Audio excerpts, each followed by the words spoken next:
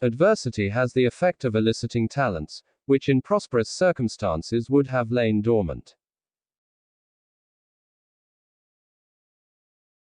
He who postpones the hour of living is like the rustic who waits for the river to run out before he crosses.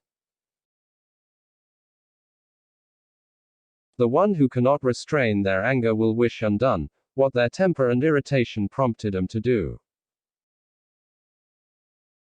You traverse the world in search of happiness, which is within the reach of every man.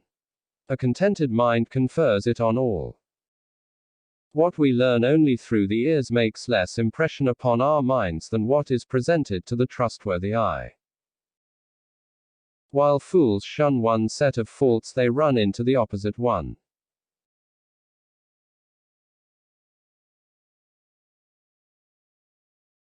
Let your literary compositions be kept from the public eye for 9 years at least. If a man's fortune does not fit him, it is like the shoe in the story. If too large, it trips him up; if too small, it pinches him. This is a fault common to all singers, that among their friends they will never sing when they are asked. Unasked, they will never desist.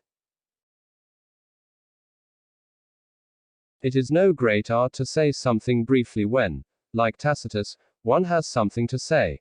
When one has nothing to say, however, and nonetheless writes a whole book and makes truth into a lyre, that I call an achievement.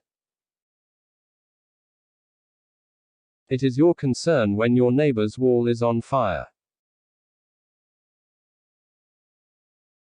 It is no great art to say something briefly when, like Tacitus, one has something to say. When one has nothing to say, however, and nonetheless writes a whole book and makes truth into a lyre, that I call an achievement. Suffering is but another name for the teaching of experience, which is the parent of instruction and the schoolmaster of life. I never think at all when I write. Nobody can do two things at the same time and do them both well. To have a great man for a friend seems pleasant to those who have never tried it. Those who have, fear it. Usually the modest person passes for someone reserved, the silent for a sullen person. One wanders to the left, another to the right. Both are equally in error, but are seduced by different delusions. A shoe that is too large is apt to trip one, and when too small, to pinch the feet.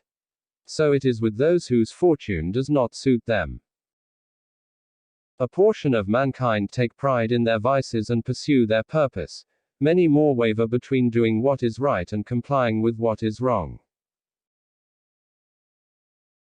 Avoid inquisitive persons, for they are sure to be gossips. Their ears are open to hear, but they will not keep what is entrusted to them. Choose a subject equal to your abilities. Think carefully what your shoulders may refuse, and what they are capable of bearing. Refrain from asking what's going to happen tomorrow, and every day that fortune grants you, count as gain. Few cross the river of time and are able to reach non-being.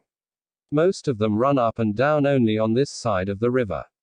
But those who, when they know the law, follow the path of the law, they shall reach the other shore and go beyond the realm of death.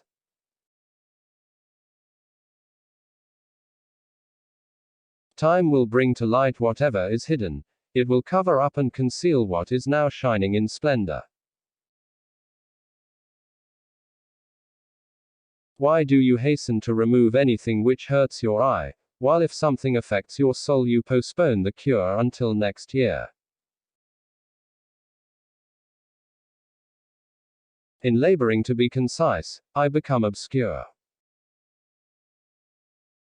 Sad people dislike the happy, and the happy the sad, the quick thinking the sedate, and the careless the busy and industrious.